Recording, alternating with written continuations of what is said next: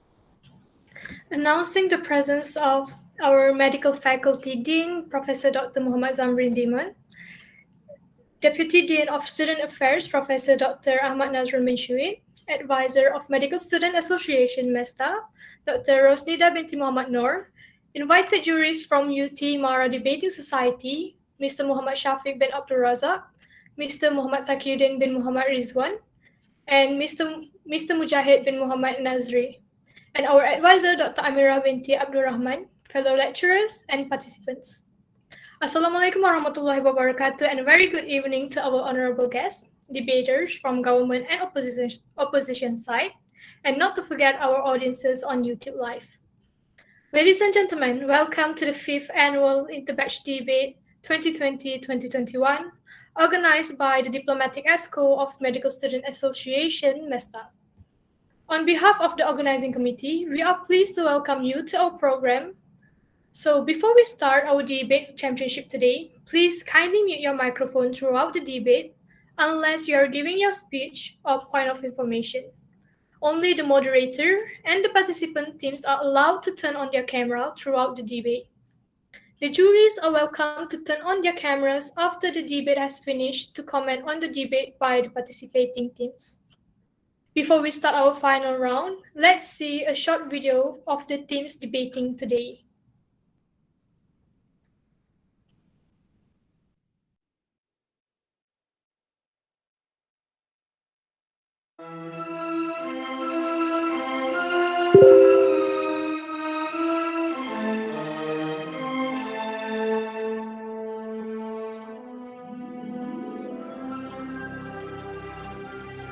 They are Gryffindor, Hufflepuff, Ravenclaw, and Slytherin.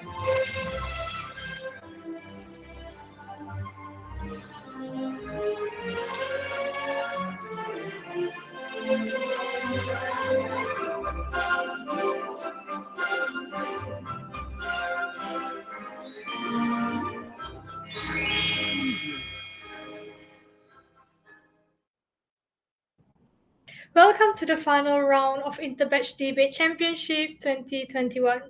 I am Nurul and Sabrina binti Abdul Nasir, the chairperson, and we have Mr. Adam Ali Firdaus bin Samsul Anwar as the timekeeper for today.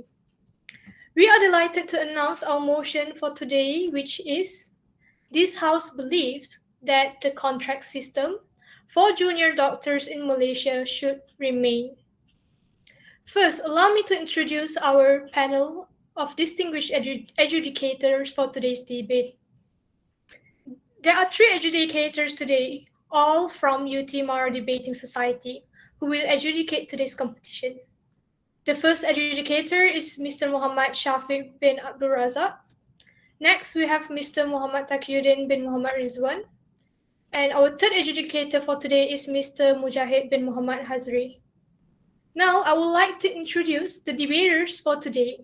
Taking the role as a government is the team from Year 1, Team Ravenclaw, with Miss Nurul Khairul Nisa bin Zaidi as the first speaker, Miss Shahira Nadira binti Othman as the second speaker, Miss Nur Asila binti Hazman as the third speaker, and Mr. Muhammad Ilham bin Rusli as the reserve speaker. On the opposite side, taking the role as the opposition team is also from Year 1, Team Gryffindor, with Mr. Muhammad Hanif Taqiyuddin bin Muhammad Isham as the first speaker, Miss Nur Ain Soliha binti Muhammad Nasri as the second speaker, Mr. Muhammad Ahmad Daniel bin Saiful Bahari as the third speaker, and Miss Nur Hana Khalila binti Muhammad Fauzi as the reserve speaker. Now, I would like to state the rules and regulation for today's debate. The time allocated for the first speaker of the government team is 7 minutes. The timekeeper will ring the bell once at the first minute, which signals that point of information (POI) are allowed to be given from the opposing team. The bell will be ring again at the 6th minute to signal the end of chance for POI to be given. The timekeeper will ring the bell twice at the end of the 7th minute, indicating that the time is up for the speaker, and the speaker should do his or her closing speech immediately. Any POI given before the first or after the 6th minute should be ignored. Please do keep in mind that the time will be paused if the speaker has poor internet connection during the speech and resume when it is better, which the timekeeper will take into account for the extra time. For the rest of the speaker, the time allocated for them to deliver their speech is 6 minutes. The bell will be ring once at the 1st and the 5th minute to signal the duration of POI can only be delivered. And the POI given before the 1st or after the 5th minute should be ignored. The timekeeper will ring the bell twice at the end of 6 minutes to indicate the end of time for speaker to deliver his or her speech, and they should do the closing speech immediately. The speaker will be penalized if the time taken exceeded the time allocated. Again, time will be paused if the speaker has a very poor internet connection during the speech and resume when it is resolved, which the timekeeper will take into account for the extra time. Next, I will briefly declare the roles of the debaters today. The first speaker of the government team and the opposing team need to define the motion and state their stand, as well as introducing an idea or more to support or against the motion. The first speaker from the opposition team also need to rebut the idea given by the first speaker of the government team. The second speaker from the government and opposing team need to convey 2 or more ideas to support or oppose today's motion. In addition to the second speaker of the government team, needs to rebut the idea given by the first speaker of the opposition team, while the second speaker of the opposition team needs to rebut the idea given by the second speaker of the government team. The third speaker should not introduce new ideas and need to rebut all the ideas given by the first, second, and third speakers of the other team. For the reply speech, the time allocated to prepare is 2 minutes, whereas to present the reply speech is 3 minutes. The first or second speaker of the opposing team should present his or her reply speech first, followed by the second or first or second speaker of the government team. The speaker cannot introduce new ideas and will need to summarize their argument and reaffirm their stand regarding today's motion. The third speaker are not allowed to present the reply speech. The timekeeper will ring the bell once at the second minute as a last-minute warning and will ring the bell twice to signal the end of the debate. Do all participants are clear with the rules and regulation? Okay? Okay. As the rule and regulation are fully understood, I would like to call upon the first speaker from the government team, Ms. Nisa, to deliver her speech. Please welcome. Can you hear me? Loud and clear, yes. Okay. So, we do know that now is durian fruit season. We know that in this season, there will be more and more durian every day. So if there is too many durian, the old fruit will be bad. And do you throw it away? No, right? We use this bad durian to make tempoyak, which we can call this as our alternative to save durian from wasted. So, what is the connection between durian and the motion? I want to say that every year, we have increasing number of medical graduate and it keep increasing. So, to avoid skill from the graduate student wasted, we need to use an alternative way. And that is why today, I as the Prime Minister from the government side will tell you why we stand with the motion which are the contract system for junior doctor in Malaysia should remain. But before that, Assalamualaikum and good evening to the panel of juries, timekeepers, member of my house and respective opponent team, and also people on the floor. So today, I have two things to be done, which are firstly, I'm going to give definition about contract system that is mentioned in the motion. And secondly, I will tell about the argument from the side of government. So, let's start with the definition. People will mistake that contract system mean after the contract end, those doctors will lose their job. But they forget some of the doctors will be absorbed into permanent position and some of them can continue the contract. Also, this contract system is not the permanent system as this contract system only remain up to a point where Malaysia can afford to provide more funds to build more facilities. As I mentioned before, just like the durian, we have more than 4,000 graduates and it keeps increasing. So to avoid graduate student skill wasted, we will use this contract system to save them. And if one day we have enough fund and facilities, this contract system can be terminated. Now, let's move on to my point whereby I as the Prime Minister from the government will explain about why contract system is the best alternative way we can use and also how did the pandemic become reason that caused this issue to come out. Meanwhile, my Deputy of Prime Minister will talk about new come up of the system.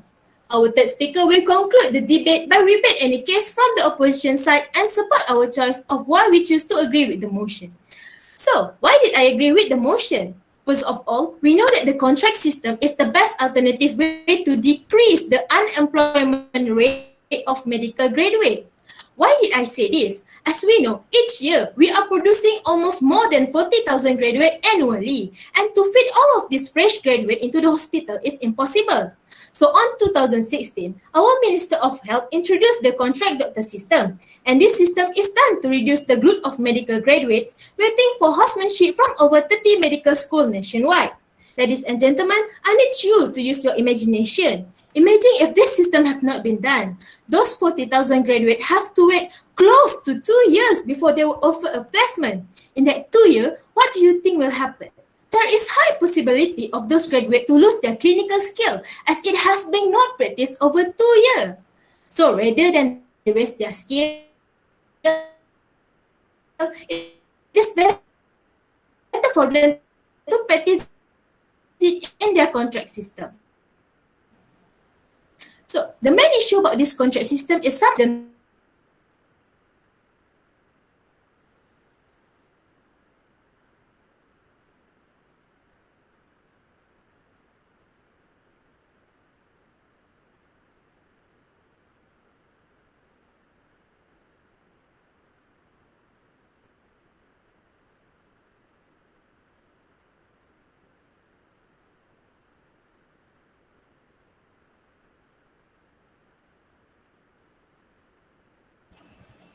Hello? Can you hear me? Yeah, you left at it Okay. is seldom. Yeah. Yeah, I try again. Okay. Okay. But remember, this contract system provide you opportunity to have job and practice your skill rather than become an employment doctor. Yes, it is tired and unfair. But before entering medical school, don't you guys have mindset on how difficult and tired it is to become a doctor? Why do you bother about contract if you're already thinking about quitting? And also, as government side, we can try to implement new mechanism in the existing system. Example, we know that to continue become a specialist, we need to be in contract. And as a government, we can add this point into our system. We can put new mechanism which is those that continue their specialists can extend the contract. This implement show that we government do care about the welfare for the doctor. This show that we can actually solve any problem if there is two-way communication between government and people. Next, let us move to my second point whereby this pandemic situation can be the reason why this contract issue came out. Remember that I mentioned before, this contract system is introduced on 2016 and now we are in 2021. It has been almost 5 years this system has been used. And why did this issue become topic in this year? So I want to clarify that this pandemic has led to emotional problem. As first of all of the doctor are tired because in this pandemic, all of them need to help each other. And of course, they need to do extra work in long hour. This led them to be in stress situation, which eventually lead to this contract issue. So if opposition want to question what we give to the doctor to show we appreciate them, I want you to recap that our own government did give those doctor additional allowance. They show that government did appreciate the doctor. Also, if they are tired, we can suggest to give them a few rest days to gain back their energy. We should know that this pandemic had affected everyone, including the government. Doctors was our only hope to help us in this pandemic. So if there is any problem that came out, we can have two-way communication to solve the problem. Thus, for the conclusion, by all of the reasons I have stated before, which are the contract system for junior doctor in Malaysia should remain as it is the only best way to solve the decrease in unemployment rate of medical graduate. So from my side, we can see that the contract system for junior doctor in Malaysia should remain as it is the best choice we have for now. And that is all from me. Thank you. Thank you for the first speaker of the government team. Now I would like to call upon the first speaker from the opposition team to deliver his speech.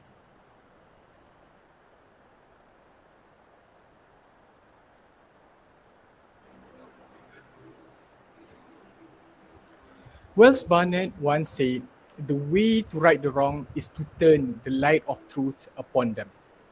Assalamualaikum and good evening. I bid to the speaker, honorable judges, trustworthy timekeeper, and not to forget, ladies and gentlemen, members of the floor. The topic for our debate today is this House believes that the contract system for junior doctors in Malaysia should remain, and we from the opposition disagree with this proposal. We from opposition is suggesting that the contract system in Malaysia should be abolished due to the multiple factors that will be discussed by the opposition that will then enlighten the House on why the contract system should not be maintained in Malaysia. So ladies and gentlemen, stay with us from the opposition side.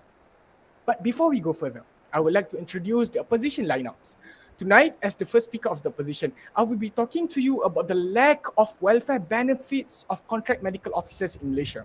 Next, the opposition will be followed by our second speaker that will be discussing another two concrete reasons in which uncertainties in the future of medical officers and prevent Malaysia to become a developed country as the reason why the contract system for the junior doctor in Malaysia should not remain.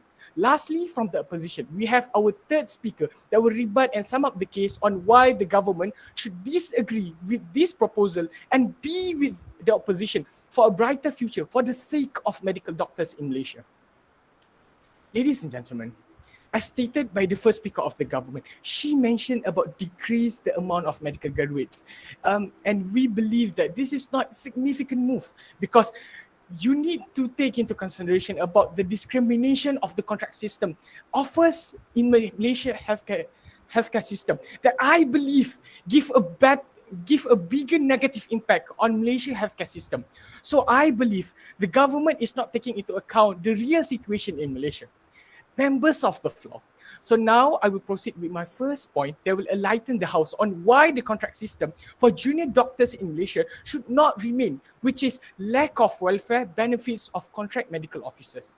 Ladies and gentlemen, why did I say this? I believe most of us know the struggles and hardship of medical graduates in passing medical school itself. And then their journey will be followed by housemanship before the medical graduates could finally enter the medical field as practitioner.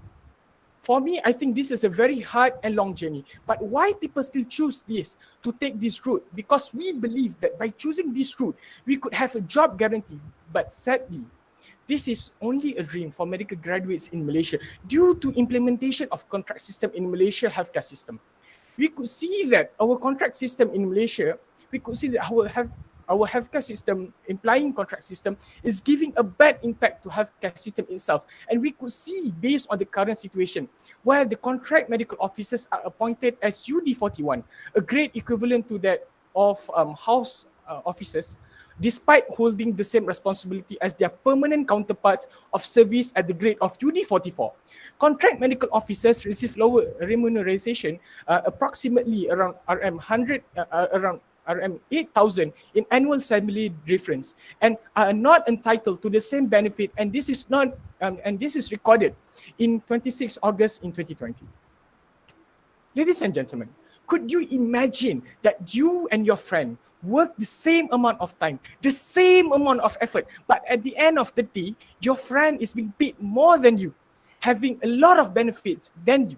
And at that point, do you think you can sustain with this kind of work environment? I believe this is a discrimination and a modern slavery. So ladies and gentlemen, we could see how ignorant is the government by just supporting this proposal, and they don't even think about medical doctors. Members of the floor, don't worry. That is why we opposition is here to suggest a better solution for our issue today, in which by making the medical officers in Malaysia to automatically become a permanent post. What do we mean by this?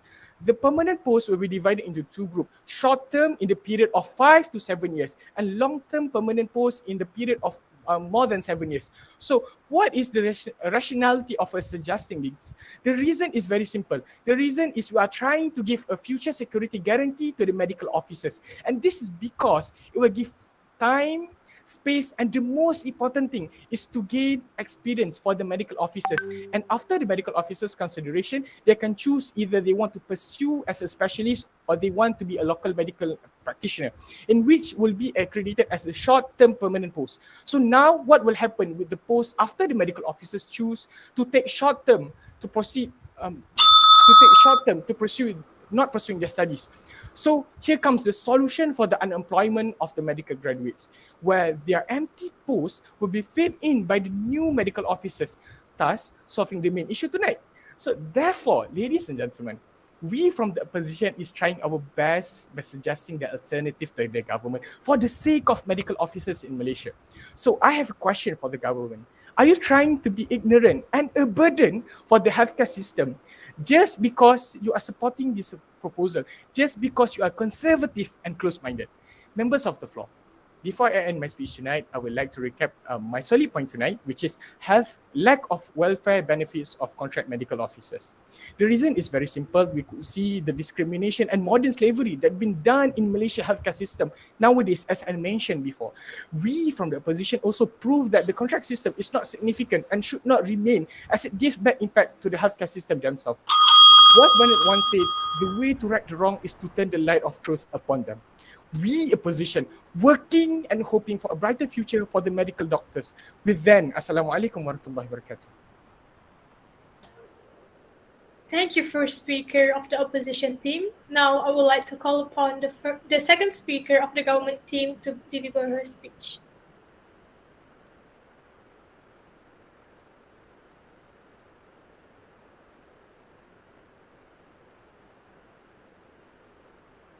Hello. Can you hear me clearly? Okay, I'll start. 1, 2, 3.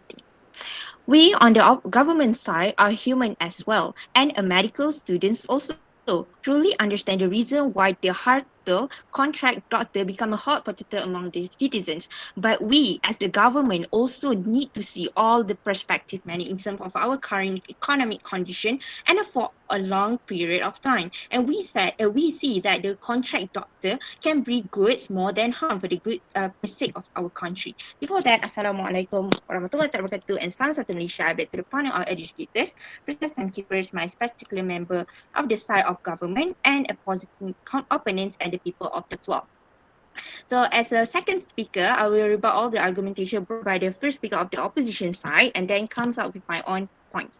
So by the first speaker, he mentioned that why the students take the medicine as a welfare. This is very outrageous for me to see that he state that the students take the medicine path as a job guarantee. I mean, that what you stand if you want to become a doctor. I mean, you should look into the Hippocratic Oath before that, because we as a medical student, and I am as a medical student, I want to treat patient. Is that my oath that I will stand most? It's not a job guarantee. It is second last option of my oath that I will stand for.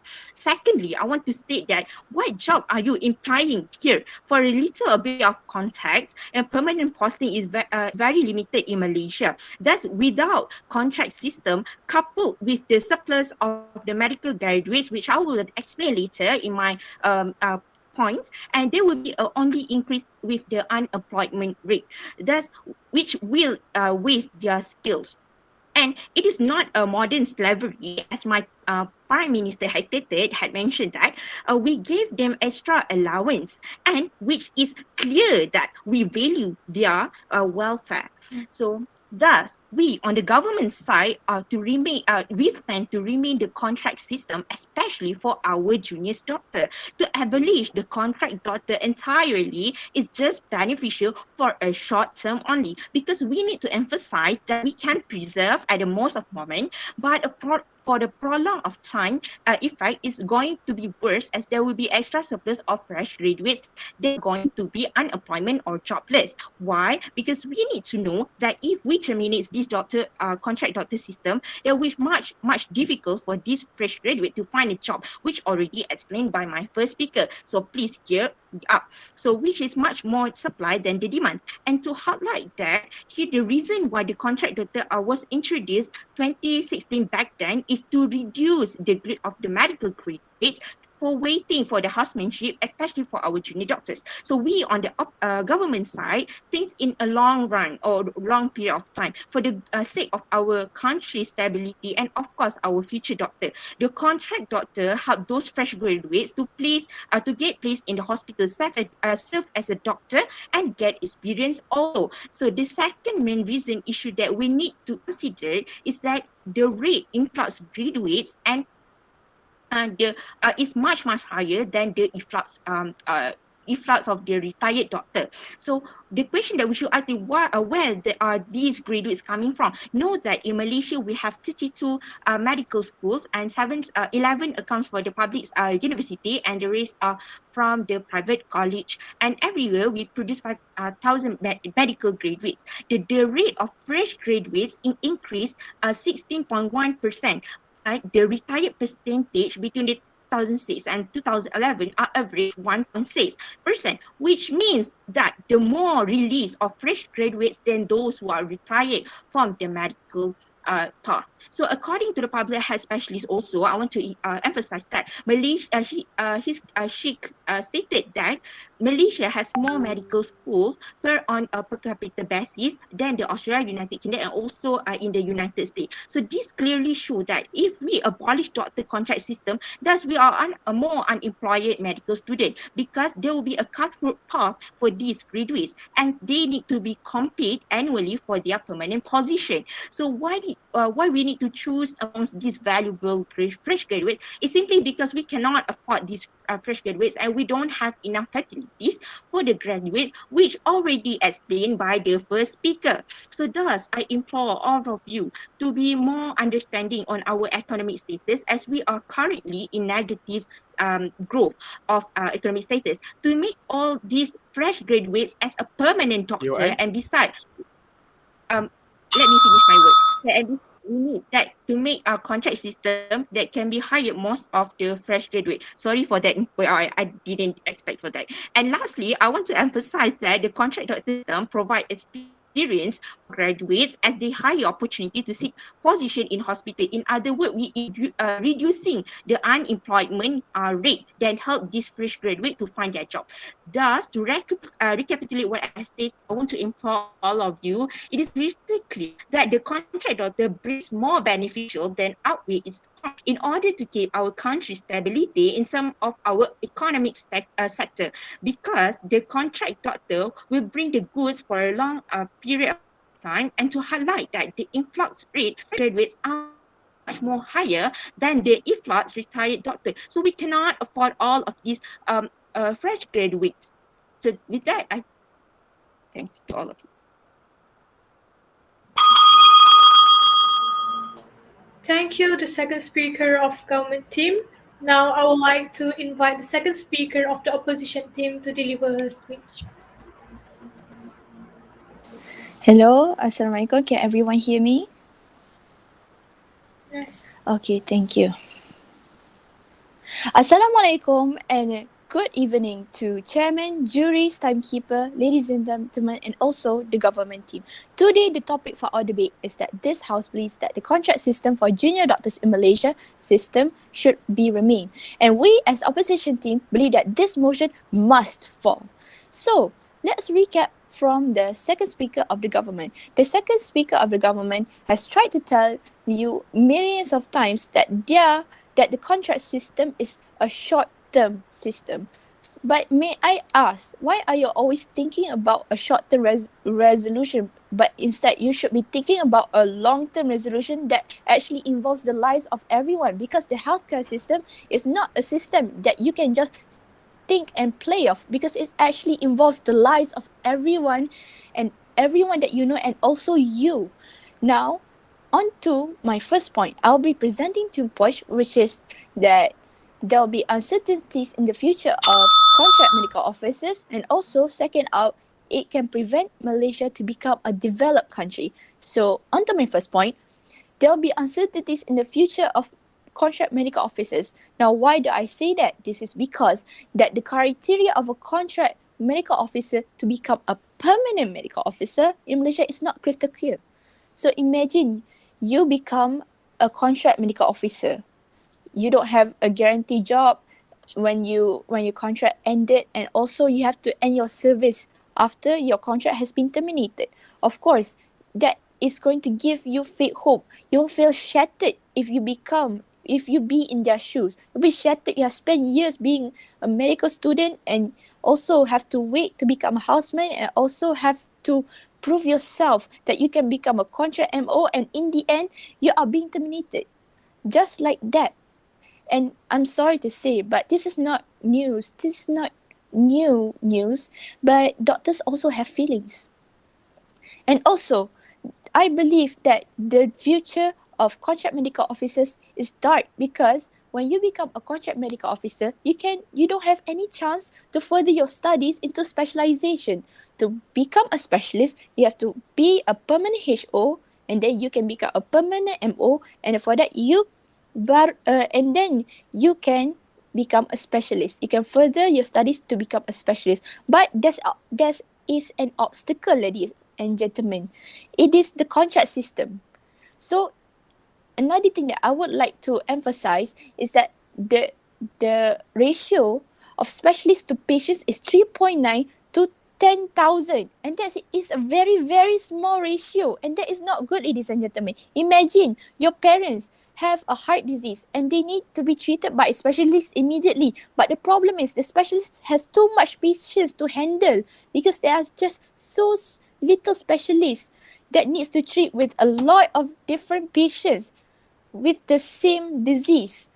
So of course you'll feel angry, anxious, and also really, really disappointed of the healthcare system. And really, government is trying to really not being considerate of our needs as Malaysians, because what matters most is also our health.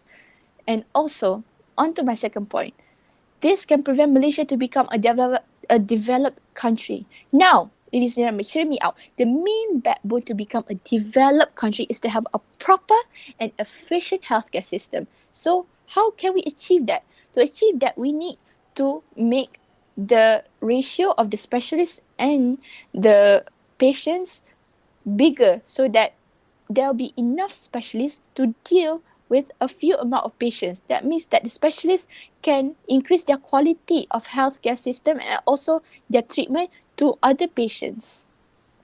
And of course, that is going to be fair for everyone. So imagine if you live in a country with a good healthcare system where there are a lot of specialists and there are also a lot of patients who need to be treated. But since there are a lot of specialists, they can treat the patients equally and fairly, as fast as possible, as efficient as possible, and also as good as possible.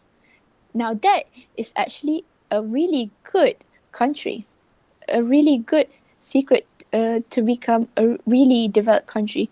Now, let me ask you again, government, why do you want to ignore our solution? Our solution has already been said that if we put it into a short term and a long term permanent MO, we can bring more of those contract doctors to become permanent MOs so that they can further their studies to become specialists. And more specialists, it can really improve our healthcare system. And imagine the people that you love, the people that you know are being treated by these specialists because they have a lot of specialists and they can be treated quickly. Of course, you'll be happy and you don't have to worry about everything, also your future. Government, may I ask something? Why are you trying to ignore this really good long term that the opposition has tried to offer? Because if you try to ignore this and you really want to make the contract system to remain, you're actually ignoring the rights, the human rights of the contract doctors and also the people of Malaysia. That's all from me. Thank you very much. Thank you, second speaker of the opposition team. Now I would like to invite the third speaker from the government team to deliver her speech. Please welcome. Okay, hi, can you hear me? Yes. Okay, nice. So, thank you, second speaker from the opposition side for your insight in today's motion. But however, we as today's government side still stand firmly with today's motion, which is the House belief that the contract system for junior doctor in Malaysia should be remained. You may heard citizens raise awareness about this issue, and the side opposition had tried telling us to absorb all the contract workers to permanent position. But in reality, it is easier said than done. There are many underlying issues behind this gigantic issue that my Prime Minister and Deputy Prime Minister had discussed on. Now, before I continue my speech, Assalamualaikum and Salam Sejahtera to everyone here today. So first, I will start my speech by rebutting the opposition side. The side of opposition had tried to tell you about if in contract workers, they had no chance in furthering their studies into master or specialization.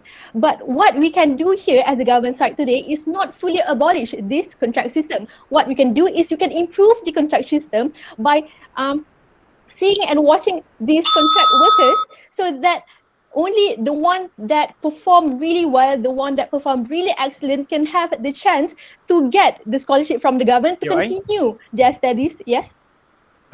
as mentioned before, you state that you want to maintain the contract system, but do you realize that contract system make the medical doctors to work as like the permanent doctors, but they were paid below than that? So do you think that is a discrimination? Hope for clarification. Okay, thank you for your question. Thank you for your input in this matter today. But what we need to understand, the side opposition have tried to tell us that we ignore their welfare, we ignore the medical contract workers. But what they fail to mention is that they themselves ignore the country's economy system. The medical system in Malaysia, as we know, is underfunded. But in order for us to maintain and to make sure that the healthcare system does not collapse, this is what we need to do.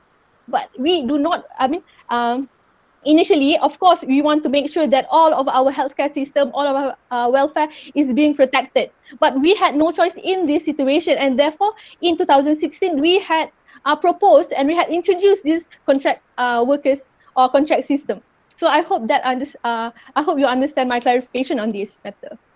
So other than that, the second speaker also spent minutes trying to stand up for something that is wrong when she mentioned that the also,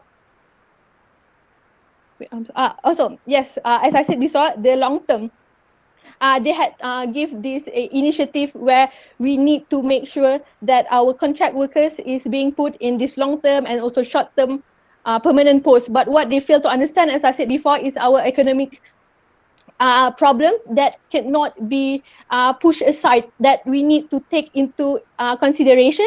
And therefore, we as government side strongly believe that the contract system is the only way that we can maintain in order for our future healthcare system to prosper. So next, let's shift back our focus on how we, the government side, can win in today's case. I would like to emphasize on two things today, which are how the contract system in an alternative way to decrease unemployment rate of medical graduates, and also how abolishing this contract system only worsen our medical system in the long run. As my Prime Minister had discussed before, the contract system is being first introduced in 2016, and the main aim is to overcome the surplus of fresh medical graduates problem. So the government take every aspect into account before introducing a new system. And the contract system is the best alternative to fight with surplus of medical graduates. So we need to understand that the contract workers are actually a normal process in the government service, and that after a period of time, they could not afford to give permanent position to each and every fresh graduate due to lack of facilities, and therefore, in order to provide them job as soon as possible, as soon as they graduate from medical school, we had to introduce this contract system. Of course, there is no deny that being a permanent medical officer is better than contract officer. But isn't it better to have a job than become jobless for years after graduate? And also, furthermore, this contract system was aimed at giving medical graduates job experience throughout housemanship and also compulsory service with the government without being tied to any permanent appointment with the Ministry of Health. So that, therefore, after you join, you might gain some experience. Okay, a number of these experienced workers may and will join the private sectors. Authority from the private sector may recognize the talent from our contract workers and be able to absorb them directly. So, ladies and gentlemen, in conclusion, this side government believe that the contract system for junior doctor in Malaysia should be remained. And the reason was, as I said before, is to decrease the unemployment rate of medical graduates and how it helps our medical system to stabilize in the long run, until the government had enough funds to increase health facility and improve our overall Malaysian medical system, as what my Deputy Prime Minister had discussed before. So before you call us ignorant and close-minded, please do yourself a favor and look at the bigger picture. Thank you. Thank you, third speaker from government team. Now I would like to invite the third speaker from the opposition team. Hello, can you hear me? Yes. Okay, so Assalamualaikum warahmatullahi wabarakatuh and very good evening. So I bid to our audience, ladies and gentlemen, Mr. and Madam Chairman, welcome. So tonight our motion is, this House believes that the contract system for junior doctors in Malaysia should remain. But we as the opposition side, we stood firmly with our opinion that this motion should fall due to the fact that it is contradicting. Before I begin my speech, let me first rebut all the point conveyed by the government side. So the first speaker, she mentioned about the reason why we're having contract system is to avoid wastage of medical graduates, to avoid wastage of their skills and talents. Let me just tell you this, ladies and gentlemen. This is not justifiable. You're basically masking the fact that you're exploiting these people. Just imagine that you're working in the condition where you're being paid less. You're not even gaining the same benefits to your permanent counterpart. For example, they are ineligible for government loans enjoyed by their permanent counterparts. They too are not entitled to crucial leaves such as study and hazard leaves, to name a few, which are essential in their continuous professional development and personal safety respectively. This is important to ensure that our doctors are in their best form to provide the best care for their patients. And the first speaker, she also mentioned the word some. Some of them will be absorbed. Let me just tell you this, ladies and gentlemen, and even to enlighten the government side. Do you know that as of July 2020, only 3.3% of contract medical officers were offered permanent places? Let me ask you, the government side, do you think that it is a significant number? 3.3%, which is accommodates for only 665 doctors out of 20,000 doctors. What do you think? I leave it up to you. And we even have contract doctors whom is working for over 7 years. Do you think it is justifiable for you to work in a condition that is stagnant, no increase in remuneration, no specific benefits to their permanent counterparts for over more than 7 years? This is basically modern slavery and exploitation. And moving on to the second speaker, she said that we already have a lot of supply than demand. Let me just tell you this. In August 2020, Health Minister Dr. Adham Babar told the Dewan Rakyat that Ministry of Health has managed to increase the total graduate training slots, or in other words, housemanship slots, from 10,000 in 2013 to 12,000 as of now. So I think that judging by our current situation, I believe that the opposition side, we believe that these contract doctors should be given permanent slots due to the fact that we are able and capable of doing so. And also, let me ask you this. When you say that we have more supply than demand, let me ask you this. Can you tell me why we are short in specialists and subspecialists? Do you know that the ratio from doctor to patients in Sabah is 1 doctor to 100 patients? Do you believe that by establishing the contract system, you're ensuring that the future of our healthcare system would be guaranteed? Let me tell you this, in order for you to strive to become a developed country, to achieve the aspiration to become a developed country, one of the backbones is to have a well-efficient and proper healthcare system. And by that, I mean, we need to have our specialists and subspecialists. So how can we increase the number of specialists and subspecialists when our contract medical officers are frozen on the spot? They cannot even continue their studies to begin with. So let me ask you this. What could the second speaker also mentioned? Yeah, sure. I have stated before that we as the government can improve our contract system by giving some of these well-achieved contract workers to further their studies to become specialists, even if they are contract workers. Okay, thank you for your POI. As I've mentioned before, as of July 2020, only 3.3% of contract doctors are being absorbed. And I want you to ask yourself, is this a significant number? Only a few hundreds are being absorbed. We are talking about the healthcare of a nation. We're talking about millions of people, even billions of people in Malaysia. So do you think that by only absorbing 600 people would be enough to maintain our healthcare system? So that's all for you. Okay. So the second speaker, she also mentioned that to provide experience. And let me ask you again, what could possibly be experienced in 2 years? It's a medical industry to begin with. You even went to stretch for over 5 years to learn medicine, and you're only given like 2 years to experience in the medical healthcare system? Do you think that it is sufficient for you to gain enough knowledge for you to carry on to become a doctor? Let me ask you this. What could possibly be experienced in 2 years? I would like to ask for your clarification. And she also mentioned that the third speaker mentioned that our financial status will not be possible for our mechanism. But let me just clarify that my first speaker have already explained the mechanism, which I am quite frustrated actually, because the government side have failed to listen properly. So I'm not going to repeat that again. It's up to you. So to sum it up, I believe that the House should stand with the opposition side and believe that the motion should fall. That's all for me. Thank you. Thank you to the third speaker of the opposition team. As this debate is reaching its end, I would like to allocate 2 minutes for the first or the second speaker from both teams to prepare their reply speech.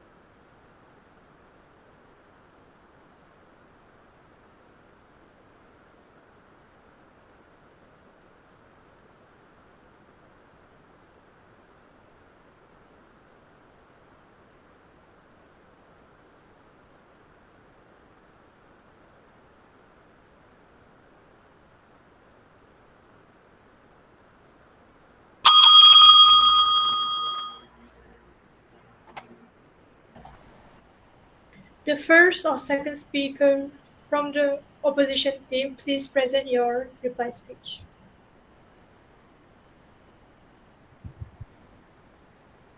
Assalamualaikum and good evening. We meet again as a last word from the opposition side, and just to summarize the 3 main points from the opposition. The first point is lack of welfare benefits of contract medical officers. As I mentioned before, we could see that there is a discrimination and modern slavery that is done by implementing the contract system itself. And we could see that when contract medical officers are appointed as UD41, a grade that equivalent to that of houseman officers, despite holding the same responsibility as their permanent counterpart of service at the grade of UD44. In addition, contract medical officers receive lower remuneration, approximately around 8,000 in annual salary difference, and are not entitled to the same benefit that is recorded in 26 August 2020. And for me, I believe this is a real proof on why the contract system should be abolished in Malaysia. Thus, that's why we suggest an alternative where we suggest for the medical officers to automatically become permanent posts that will further divide it into 2 groups, which is short and long term. And this is a very important to curb the issue of overload medical graduates by providing the medical officers sufficient time to gain experience, which is, I believe, is a very important aspect in medical line. Next, the second point explained by the second speaker of the opposition is uncertainties in the future of the medical officers. The point is very simple, ladies and gentlemen. When the criteria to become a permanent post is not crystal clear to become a permanent MO in Malaysia, that at the end will cause the medical graduate don't have any job guarantee. Moving on to the third and the last point from that position, prevent Malaysia to become a developed country. Why we see this? Because as we all, healthcare system is a backbone of a country to become a developed country or first world country. But we could see the bad impact of contract system towards Malaysia healthcare system. Thus, it's clear that we could see that the contract system is clearly not a significant move, considering the current situation that I believe government failed to realize, or maybe they are just too ignorant by just supporting this proposal tonight. Therefore, the government should not be conservative and close-minded by still choosing the same methodology over and over again, but they should start to open their eyes and seek for a better solution. As Socrates once said, the secret of change is to focus all of your energy not on fighting the old, but on building the new. With that, I rest my case and we opposition, working and hoping for the better future, for a brighter future for medical officers. Assalamualaikum warahmatullahi wabarakatuh.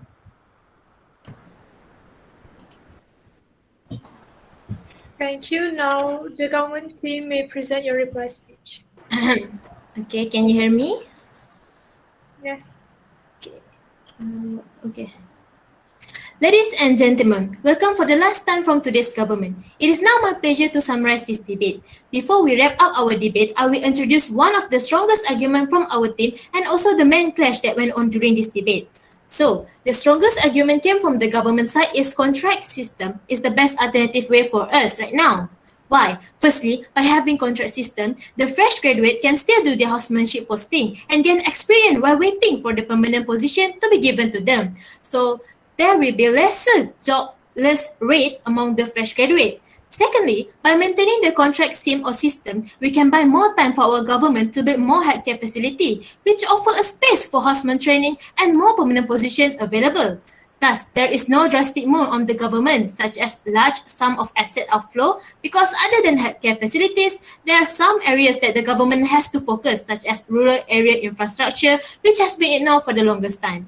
Next, I want to say that the motion upheld by the opposition is impractical as first, they keep on suggesting that we should give the junior doctors permanent position to conserve their right as a worker, but they forget the consequence of their action will only lead to an over expenditure of asset to cover all of the healthcare spend, such as construction of more hospitals in a short period of time, which will further worsen other sector as well, just like what I have explained before.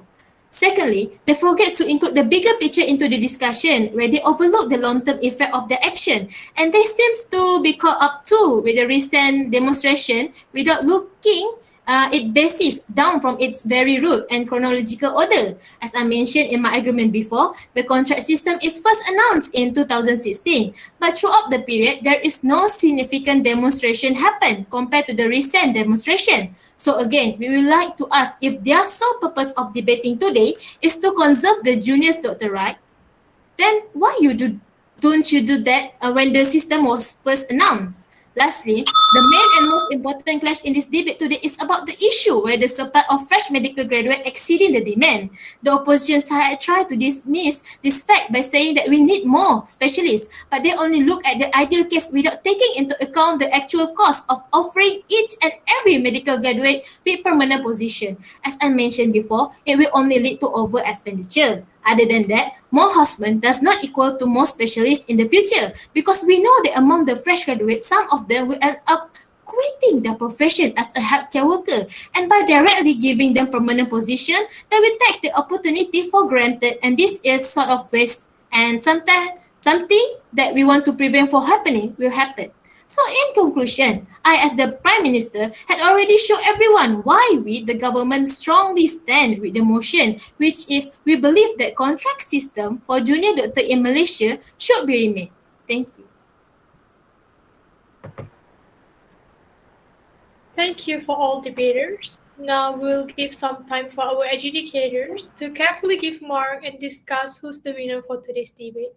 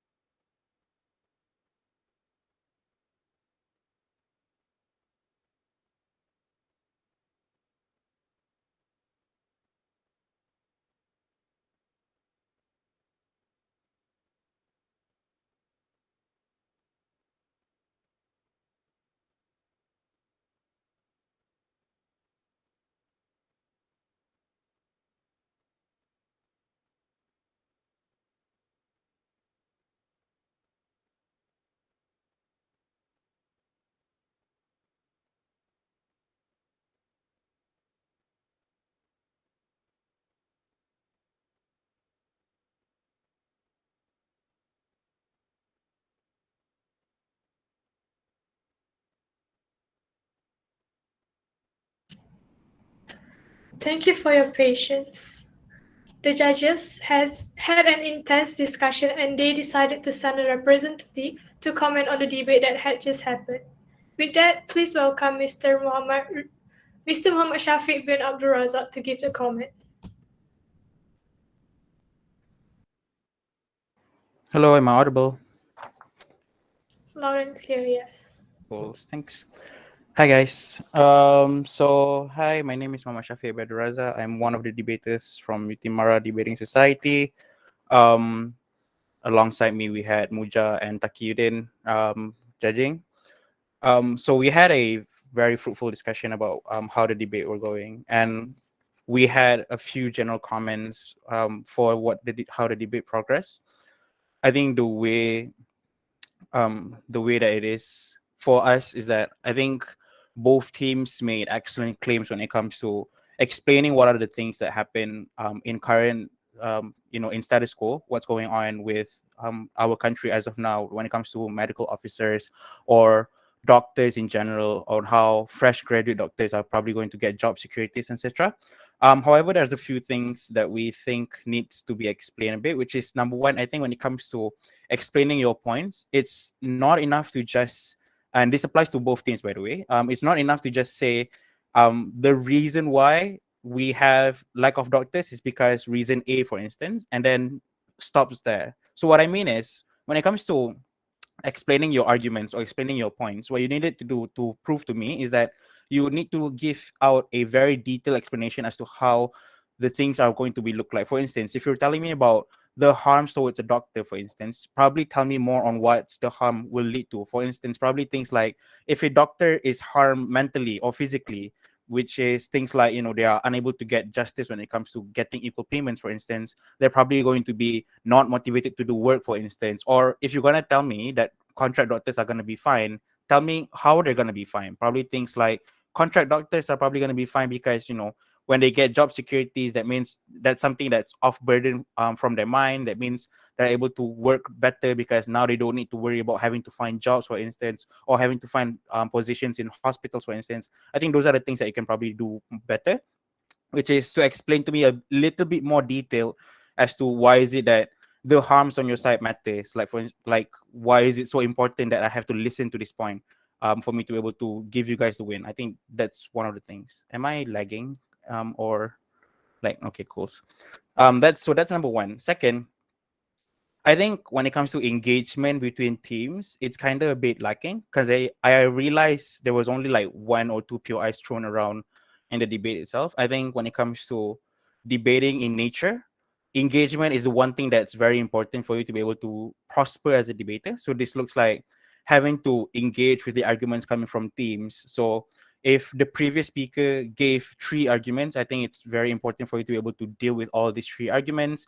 Aside from that, it's just having to respond to the POI or give a POI, for instance, because I think that's one of the ways for you to be able to be engaging in a debate.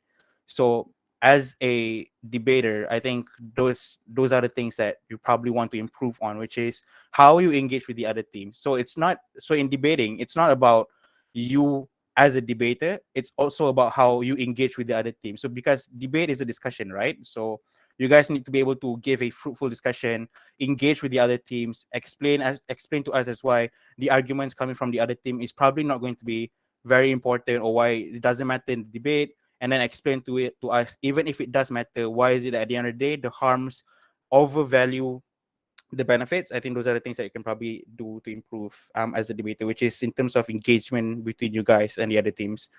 So you don't seem like, how Malay people say short sendiri, stuff like that. Yeah. So those are the few things that we have when it comes to comments. Overall, I think the debate progressed very well. I think it was an average to an above average debate. I think both teams provided analysis, very well analysis on how the status quo looks like. Very, very happy that I got to be here. So yeah, that's all for me. Thank you.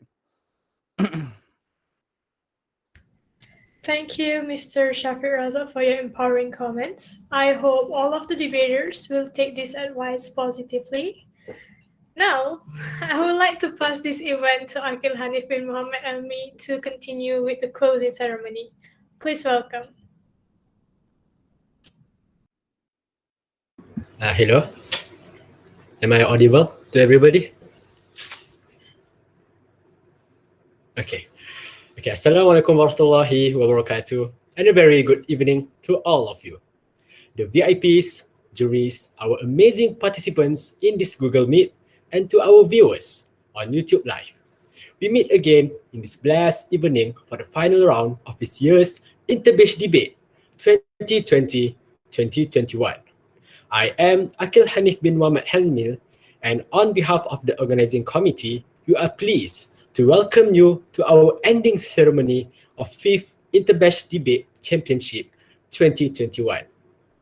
Announcing the presence of Professor Dr. Muhammad Zamrin Dimon, the Dean of Faculty of Medicine, UiTM Sungai Buloh, Professor Dr. Ahmad Nazrun bin Shuib, Deputy Dean of Student Affairs, Dr. Rosnida binti Muhammad Noor, Advisor of Medical Students Association, MESTA, juries from UT Mara Debating Society, Mr. Muhammad Shafiq bin Abdul Razak, Mr. Muhammad Taqiyuddin bin Muhammad Rizwan, and Mr. Mujahid bin Muhammad Hazri. And lastly, our advisor, Dr. Amirah binti Abdul Rahman. Honorable guests, ladies and gentlemen, now we will be commencing the ending ceremony with singing the national anthem followed by Wawasan Setiawarga UiTM.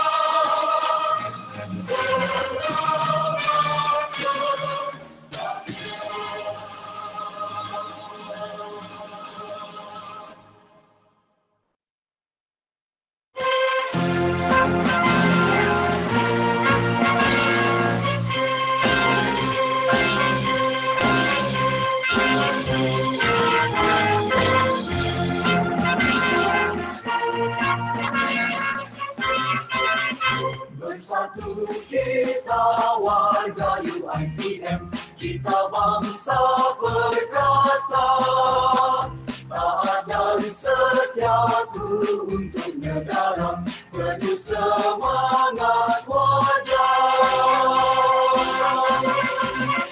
Kita jangan mudah terluka, pengorbanan perjuangan anak bangsa. Kita jangan mudah terleka, kemajuan keamanan yang ada.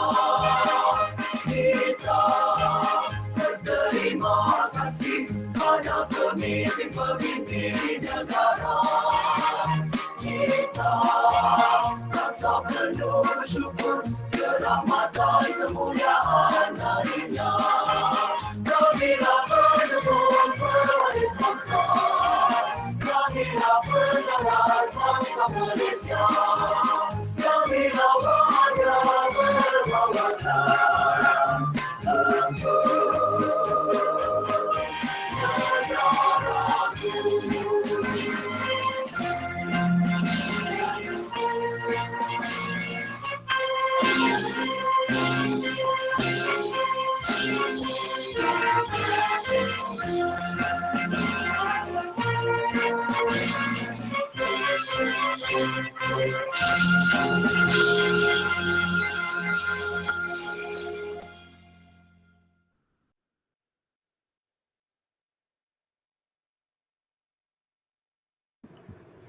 Thank you. Since we have witnessed such gratifying debate between Gryffindor and Ravenclaw, waiting for the winner announcements must be tough for both of the teams. While waiting for that, let us first watch the recorded video of the official closure ceremony speech by Dean Professor Dr. Muhammad Zamrin Demon.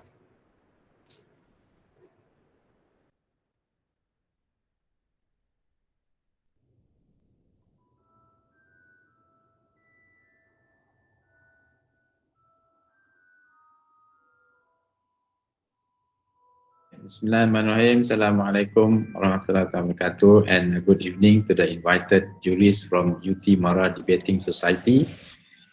My colleague Professor Dr. Ahmad Nasrun bin Sohail, Deputy Dean Academic Student Affairs, Dr. Rosnida binti Mamanu, Advisor of Medical Student Association NESTA, Dr. Amira binti Abdul Rahman, Advisor for this 5th Interbatch Debate Championship of 2021. And all medical student, participant, and the viewer in YouTube Live. Honorable guests and student, I am very delighted to be invited to officiate the closing ceremony for the annual Interbatch Debate Championship 2020-2021 program conducted by EXCO of Diplomatic of MESTA. I would like to express my gratitude and appreciation to the organizing committee for the invitation, as this is the first Interbatch debate program conducted virtually via Google Meet and YouTube Live. I think this will be the new normal until we come back, overcome this pandemic of COVID-19. While this program aims to enrich one's interpersonal skill, it reminds me of the quote, breaking out of your comfort zone is the pathway to growth. It is very important that we come out from our comfort zone, because growing without coming out or going out from our comfort zone is almost impossible. So we have to accept that reality. If we involve ourselves with these challenging activities, which are outside of our comfort zone, I believe we will acquire a plethora of benefit that broaden our view of the world. These skills are very much needed for aspiring and proactive future doctors like all of you. And nowadays, being a doctor is quite challenging, especially for the first 2 years of your career during your housemanship. So we foresee the rise of medical expertise in the near future. While watching the intense and impressive debate from the government and opposition team, I witnessed tremendous enthusiasm and critical thinking from every speaker. All of the speakers had to think outside the box and were alerted to identify any gaps to counter argument, which impressed me. It was very exciting to watch and hear all of your great speeches, and I'm sure all of your friends who are watching this live debate together with me would have the same opinion as mine. Ladies and gentlemen, the program could have not been possible without the MESTA organization committee led by the program director, Nur Aina Nakia Saiful Izam. They have poured a lot of hard work preparing for this program, and I have been told that this program was held for 5 days, including the final round today. And you can see from the success of this program, they had put in a great deal of work and carefully planned out a creative Harry Potter and Hogwarts teams. A very impressive team, actually.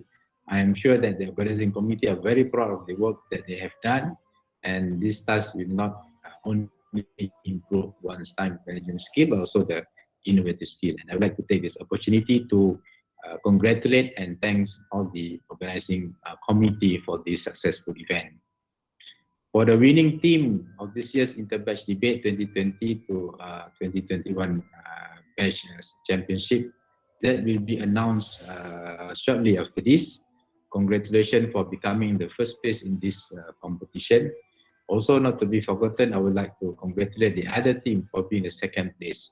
For both teams who have competing for the winner of this year's Interbatch Debate, I hope both of the team had an enjoyable and profitable experience rewardable experience. I'm sure you have gained a lot of benefit from participating in this debate competition.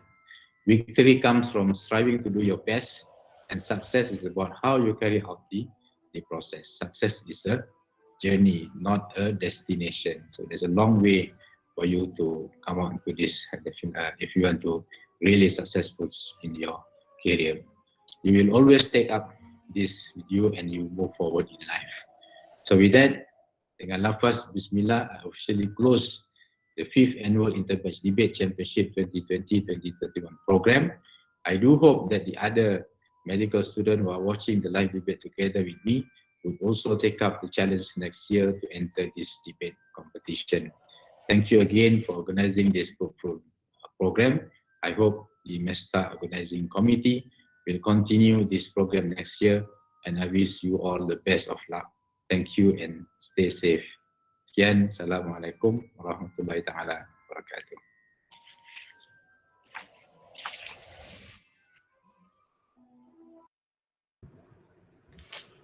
Thank you, Professor Dr. Muhammad Zamrin Dimon, for the wise and encouraging speech you have given to us. Honorable guests, ladies and gentlemen, for your information, this year's Interbatch debate is based on the theme of Harry Potter and Hogwarts. And throughout the 3 weeks of the Interbatch Debate Championship, we saw 4 amazing teams competing with each other to become the winning team of this year's Interbatch debate. All of their blood, sweat, energies were not wasted as they all have put their 100% effort into their speakers' roles and used teamwork to defend their stand on the motion given. Give a huge applause to them.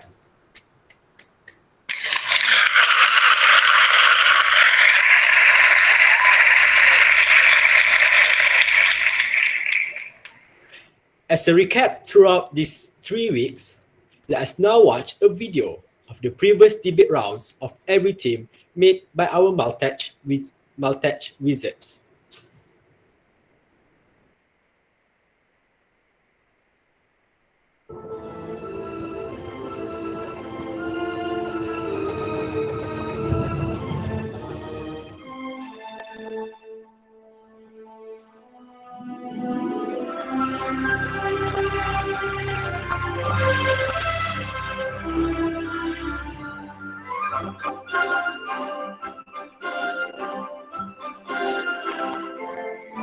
QI? Linus? No, thank you. Maintain your social distancing. QI? You maintain, no? Which it QI? might be easy to take no thank you. Your name is occurred. We know that vaccines QI? are sorry, not yet. QI. Sorry, later let me finish my words. I would QI. like to. No, thank you. You know, QI. there's QI, please. a long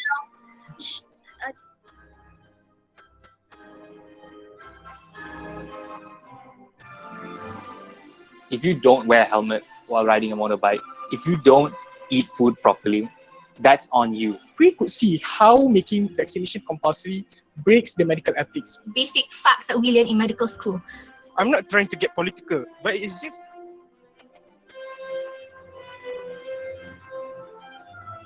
This group of people, what my Prime Minister have called them anti-vaxxer, people to achieve herd immunity because it encourages people. But they only provide a best case scenario with no foundation on evidence. to make sure that they does not give this false ideology to other people. How can you invest when you do not have fund to do at the very first stage? Facts, numbers, and say that our economical limitations here and there, blah, blah, blah, blah. Are you trying to be a burden to our country's development just because the opposition is being conservative and close-minded? We want equal treatment for equal payment. As you know, T20 may have the QI. yes. Alright, so both of them have already agreed that we need more funds. Yes, few side of the government also agree that we need more funds. And The reality in Malaysia, ladies and gentlemen, is, according to HKL website, the third-class ward deposit for citizens. he reiterated having a dedicated textbooks and a syllabus and not Currently, there are no comprehensive forms of sex education. Baik, sexual education is important. If you do not want to agree with the motion today, it's fine. But at least give me evidence. Manpower. The third speaker from the government tried to rebut this issue, but after a whole minute of talking, there is still no clear solution to this issue. But if they don't want to donate, then they have to fill out the form. That is all. You just mentioned the statistic, but what is the result? I can hear it.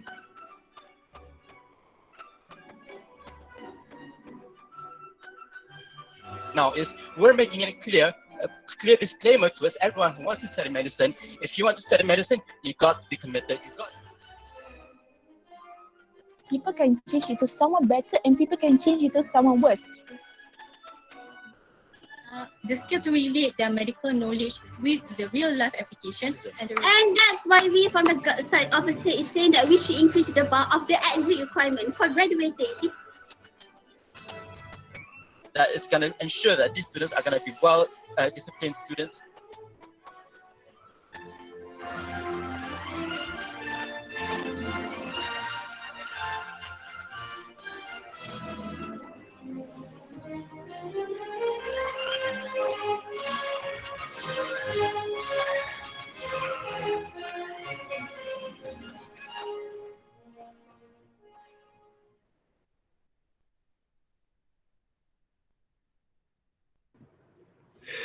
What an amazing journey we have experienced together. Now we proceed to the time you are all waiting for, which is the announcement of the team winners. Coming in the fourth place, I would like to congratulate to the Hufflepuff team as the fourth place in this championship. Please give a huge applause to them.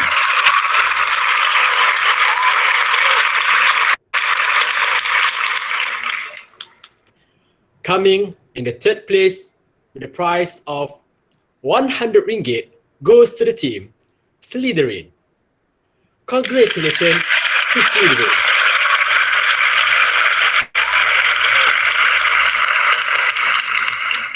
And now, I bet the remaining participants here are very nervous, and also the viewers are very eager for who will be the winner of the fifth Interbatch Debate Championship 2021.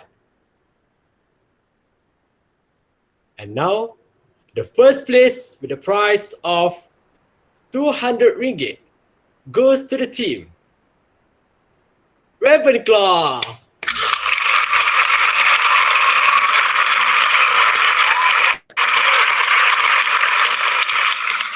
The second place with a prize of 150 ringgit automatically falls to the team Gryffindor.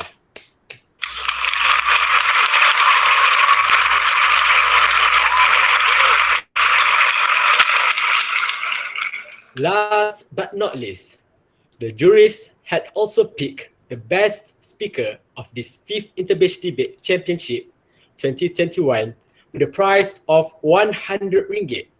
And it goes to Shahira Nadira. Congratulations to the Shahira Nadira.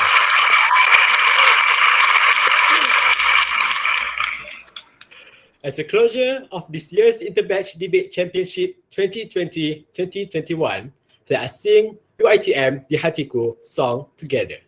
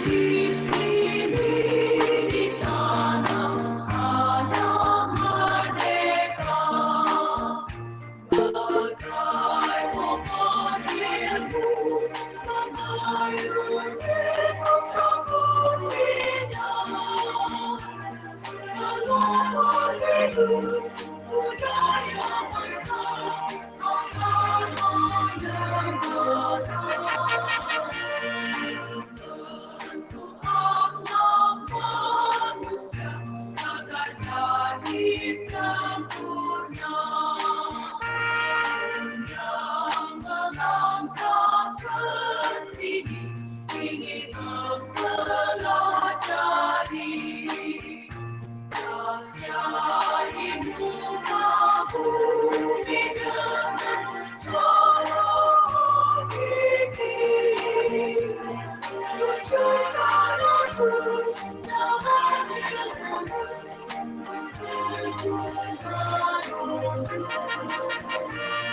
Destinasi cita-cita negara dan bangsaku.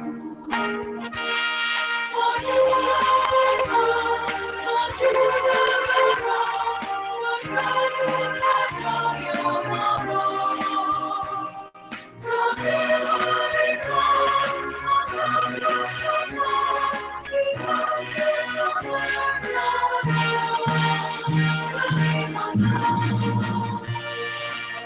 Kemerdekaan yang ku miliki dan ku semat di hati. Janjiku tak dapat diri untuk melawan hati. Bersempurnakan seikhlas hati membela negara. Restu ayah bunda untuk semua.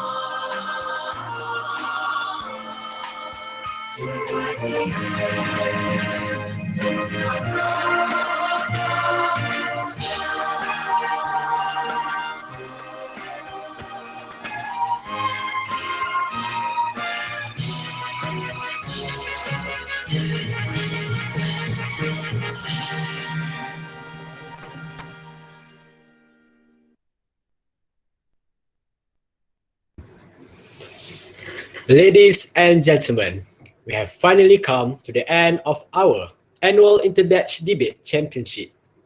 It had been a great day and a wonderful evening with all of you in this Google Meet, and also to those who are watching now live on YouTube. Thank you to our guests of honors, our invited juries, for spending their precious time with us, and also to our beloved advisor, Dr. Amirah binti Abdurrahman, for helping and advising us countlessly to make this program a success. Let us all now have a photography session. Those who are in this Google Meet are invited to turn on your camera. Okay, please, for all the judges, for all the doctors, and for all the participants and the educate, please turn on your camera, please. And now, 3, 2, 1. Okay, another one. 3, 2, 1. All right, thank you so much. Thank you. Good job. I think some of them just turned on the cameras after. Okay, never mind. We will do it again. All right. Yeah. So for our educate. All right. Okay. So has everyone turned on their camera? Give time like a few more seconds, I think. All right. Okay. Don't worry. Okay. Okay. So all of them. All right. Okay. So 3, 2, 1. Okay. Another one. 3, 2, 1. All right. Thank you all.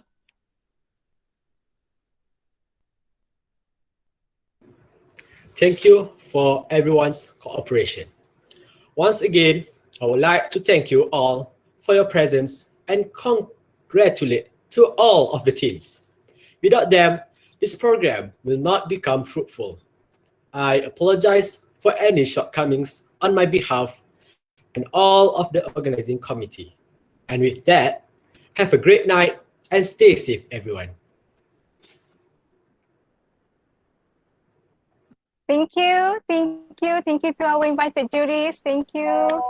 Thank you, everyone.